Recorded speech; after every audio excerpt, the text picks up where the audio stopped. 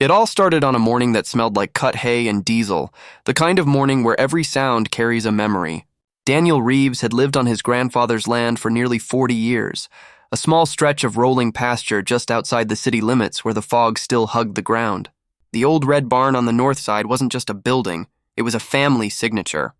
His grandfather built it in 1948 out of rough-sawn oak and steel bolts that had outlasted 3 tornadoes. Daniel spent his childhood inside those walls, learning to fix tractors, shoe horses, and patch leaky roofs. The barn was his workshop, his storage, and his quiet reminder that legacy could be measured in timber instead of titles. When the Homeowners Association expanded its reach 2 years ago, Daniel barely noticed the glossy flyers or the new sign at the subdivision gate. His property technically bordered the new Heritage Fields development, but the land deed was older than the county courthouse itself. He'd assumed they'd leave him alone. After all, the HOA covenant didn't even exist when his family first built the barn. But that changed the morning a silver SUV rolled down his gravel driveway. Tires crunching like teeth on stone, 3 people stepped out, clipboards, designer sunglasses, and matching navy polos embroidered with the Heritage Fields crest. The woman in front introduced herself as Catherine Lang, HOA president. Her tone carried the sweetness of someone who'd practiced saying, "We're just here to help," 1,000 times. She gestured toward the barn, its sun-bleached boards glowing orange in the dawn. "Mr. Reeves, this structure violates Section 7.4 of our community standards. It obstructs the planned aesthetic of Phase 3. Daniel raised an eyebrow. "Planned aesthetic?" She nodded, flipping a page. "Your property falls within our new annexation zone. The board has voted to remove all unapproved outbuildings." Daniel laughed, one of those disbelieving, half-choked laughs that comes when someone tells you your history is inconvenient. "Ma'am, that barn's been here since Truman was president. You can't just vote it away." Catherine's smile froze like a picture on pause. "You'll receive formal notice," she said. And the trio climbed back into their SUV. The dust they left behind felt heavier than usual. Within a week, a bright orange sign appeared on the barn door. Notice of demolition. Unauthorized structure. The paper smelled of fresh toner and arrogance. Daniel crumpled it and tossed it in a feed bucket, figuring it was another empty HOA threat. But the following Friday, while he was hauling supplies from the hardware store, he saw dust rising from his property line. Too much for wind. He floored the truck and turned into the driveway to find 2 backhoes chewing through the barn's side like mechanical locusts. Boards splintered. Shingles flew, and men in reflective vests shouted over the roar of diesel engines. Daniel leapt from his truck, waving his arms. "Stop! What in God's name are you doing?" One of the workers pointed at a clipboard. "Order from Heritage Fields HOA, sir." The machines kept tearing. The smell of fuel and sawdust mixed with something metallic and bitter. He stood helpless as 70 years of his family's sweat collapsed into rubble. When the engines finally went silent, Catherine Lang appeared again. Immaculate as ever, not a speck of dust on her heels. "You'll be compensated," she said flatly. "The board will install a privacy fence and landscaping in place of this eyesore." Daniel's jaw clenched. "That eyesore was my grandfather's barn. You had no right." She tilted her head, almost curious. "We followed procedure. Perhaps you should check your deed boundaries." Then she left. That night, Daniel sat on the porch staring at the empty patch where the barn had stood. The moonlight revealed something strange, a rectangular outline in the soil, darker than the surrounding dirt. He grabbed a flashlight, walked closer, and noticed that part of the ground had been freshly disturbed, soil packed too neatly as if someone had filled it in. Near the edge glinted a fragment of rusted metal. He knelt and brushed away dirt until the outline of an old lock plate appeared. It wasn't part of the barn's foundation. It was deeper, older. The next morning, he drove to the county records office, a building that still smelled of microfilm and old coffee. The clerk, an elderly man named Frank Dixon, greeted him with a slow grin. "Haven't seen a Reeves in here in years." Daniel explained what happened, and Frank pulled out the original land survey from 1948. The deed clearly marked his grandfather's boundaries, a full acre beyond what the HOA claimed. "They can't annex what they don't own," Frank muttered, shaking his head. Then, flipping one more page, his brows furrowed. "That's odd. There's a notation here about a storage vault registered with the Civil Defense Office in 1952, right under the barn." Daniel blinked.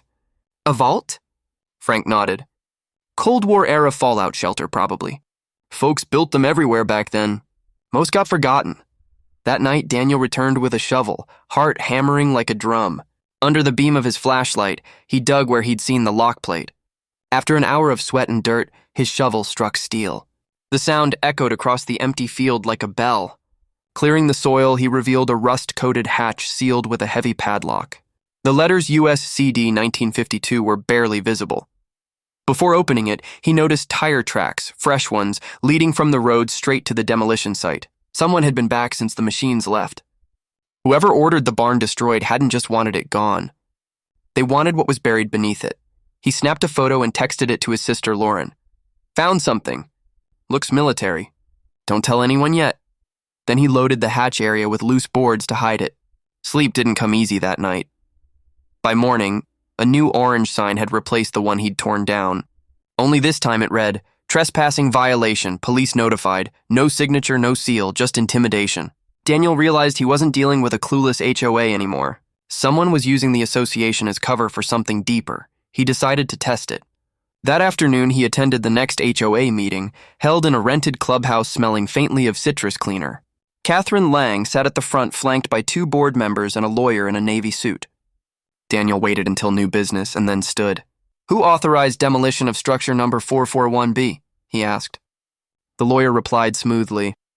"Per section 9.2, all non-compliant fixtures within the annexation corridor are subject to removal." Daniel held up his deed. "My property isn't in your corridor. It's grandfathered." He laid the survey map on the table. The lawyer frowned but said nothing. Catherine's eyes flickered, not with surprise but calculation. She thanked him for his input and quickly adjourned the meeting.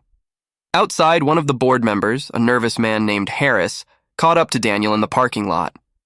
"Mr. Reeves," he whispered, glancing around, "be careful. Catherine's husband runs a construction firm that's been dumping fill on old county lots. Your barn site, there's something there they don't want you finding." Then he hurried off into the dark. That was the moment Daniel's grief hardened into resolve. He realized his grandfather's barn might have been sitting atop more than soil.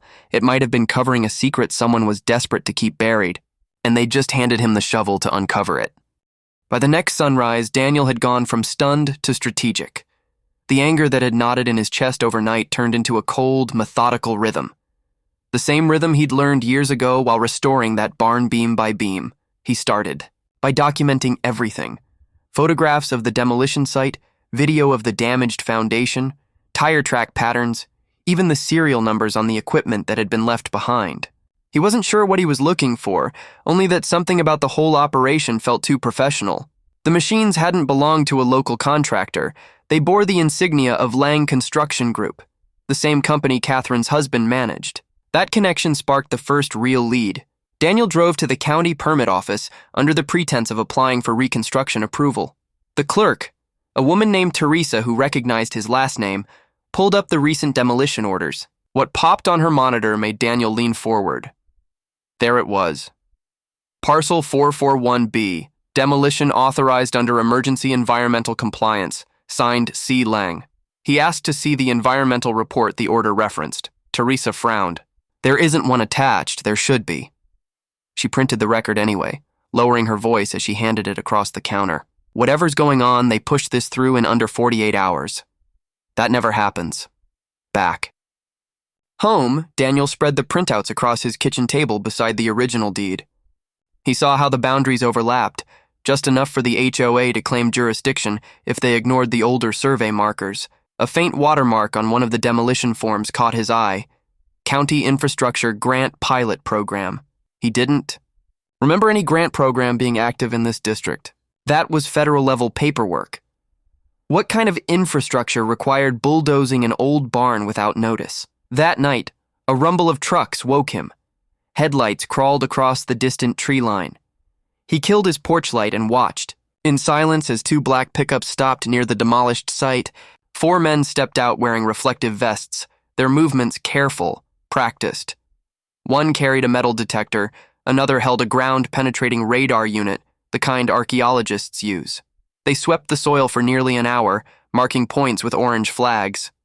Then they left as quietly as they came. Daniel's pulse hammered in his ears. Whatever lay under that barn was important enough for someone to risk coming back twice. The next day he returned to the hatch. The padlock was old, corroded, but the metal still bit into his palms when he tried to twist it. He fetched his grinder from the shed, sparks flying in the noon sun as the shackle gave way with a metallic crack. The hatch groaned open, releasing a draft of cold air that smelled faintly of oil and dust sealed for decades. A narrow iron ladder descended into darkness. He hesitated only a moment before climbing down. The space below wasn't a simple fallout shelter. It was a rectangular chamber, roughly 15 by 20 feet, lined with concrete and old government markings. On one wall hung a faded sign reading, Civil Defense Storage, Property of U.S. Department of Energy. Against the far corner sat several wooden crates stamped with serial codes. Daniel pried one open with a crowbar. Inside were metal canisters wrapped in brittle canvas. The smell of aged fuel filled the air. Each canister was labeled Hydraulic Reservoir Test Sample 1956. But tucked between them was something else. A thin steel box, smaller than a shoebox, with a padlock so new it still gleamed. That's when he knew someone else had been down there recently. He lifted the box onto the workbench built into the wall, noticing fresh boot prints in the dust leading back to the ladder. His flashlight caught a glint of plastic, a broken security tag bearing the same corporate logo he'd seen on the trucks, Lang Infrastructure Holdings. He didn't open the steel box yet. Instead, he photographed every angle, time-stamped the images, and sent copies to Lauren with a message. Proof something's buried under the old barn. Might need you tomorrow. His sister, a paralegal in the city, had always been the pragmatic one. She replied almost instantly, Do not touch anything else until we verify chain of custody. I'll drive out first thing. When Lauren arrived, the next morning, the siblings descended together into the bunker. She documented everything like an investigator, date, time, items found, serials. Then, using a screwdriver, she popped the latch on the steel box. Inside lay a stack of folded documents, each bearing the emblem of the County Water Authority, and beneath them, a series of glossy aerial photographs dated only 6 months ago.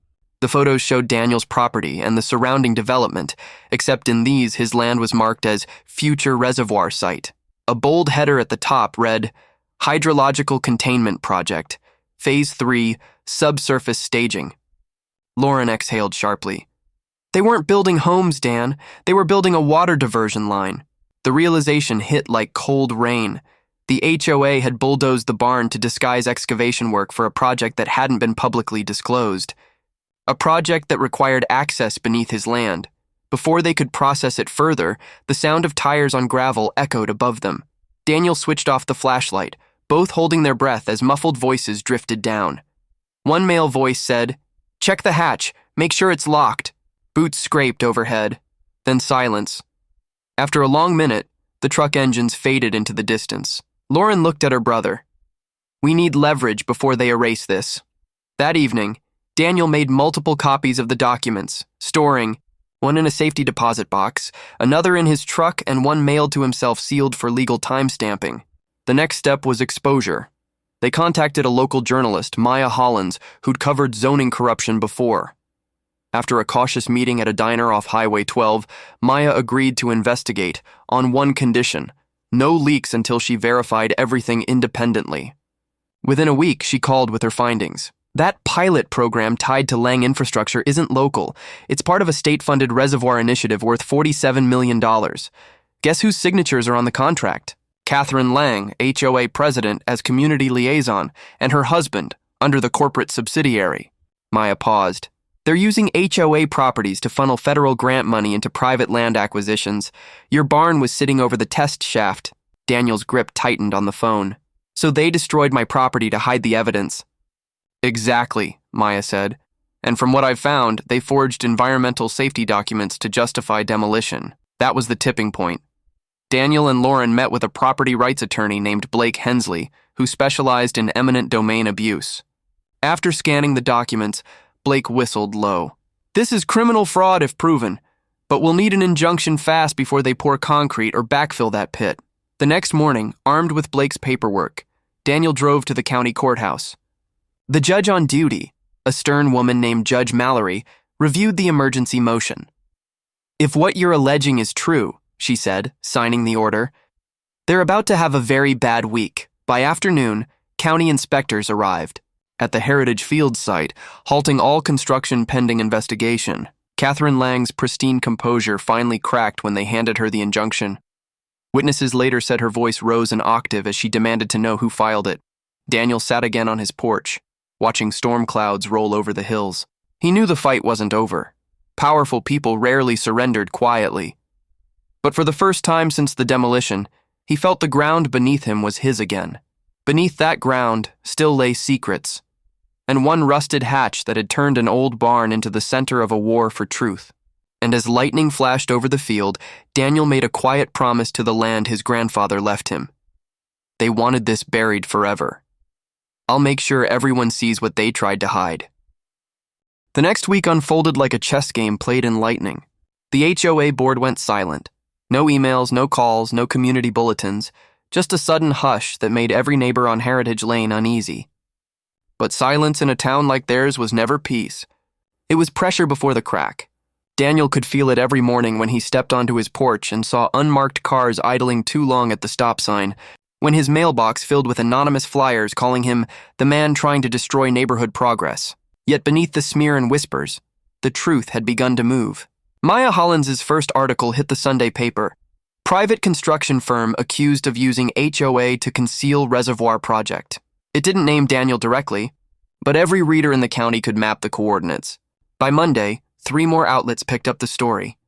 By Wednesday, the county commissioner's office announced a formal investigation into Lang Infrastructure Holdings. Inside the HOA office, Catherine Lang's mask began to fracture.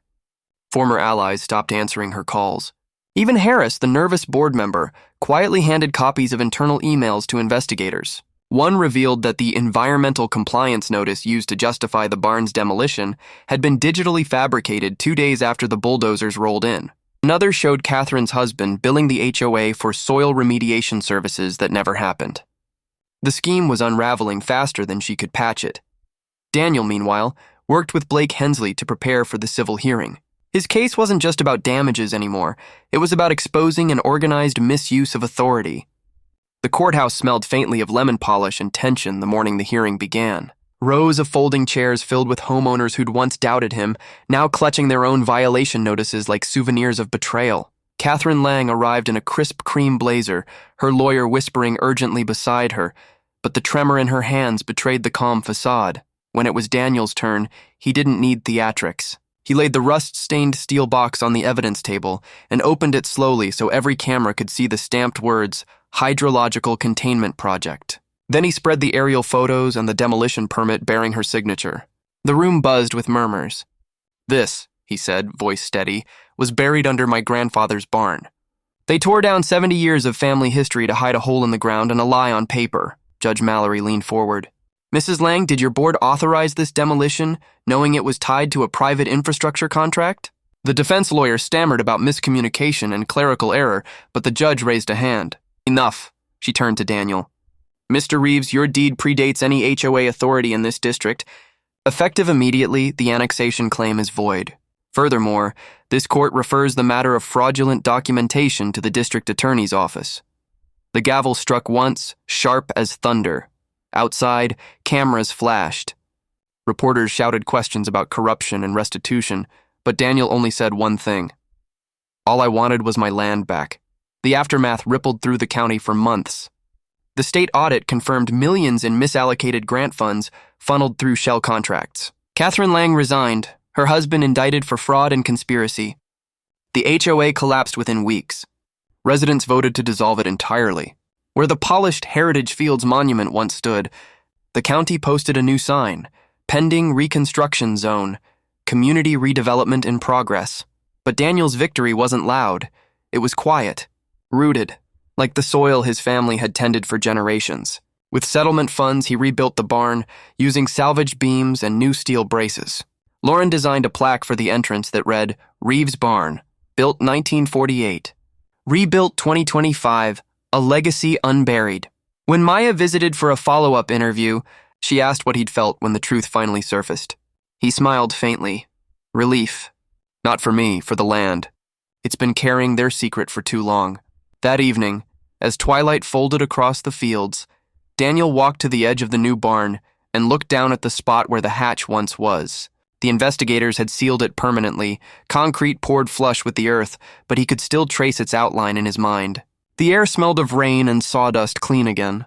Somewhere a wind chime rattled, and for the first time in months he heard no engines, no threats. Only the low hum of cicadas and the whisper of grass reclaiming ground. He knew that stories like his would echo online, retold by voices that never set foot here, turned into lessons about standing up to power, and maybe that was fitting. Because this had never been just about a barn, it was about every ordinary person whose heritage gets bulldozed by paperwork and greed. He thought of his grandfather's words carved into an old beam they'd salvaged. The land remembers who defends it. When the first stars appeared, Daniel switched off the porch light and let the darkness settle. In that quiet, the property finally felt like home again, unbroken, unclaimed by anyone else's rules. The land had kept its secret long enough. Now it kept his victory instead.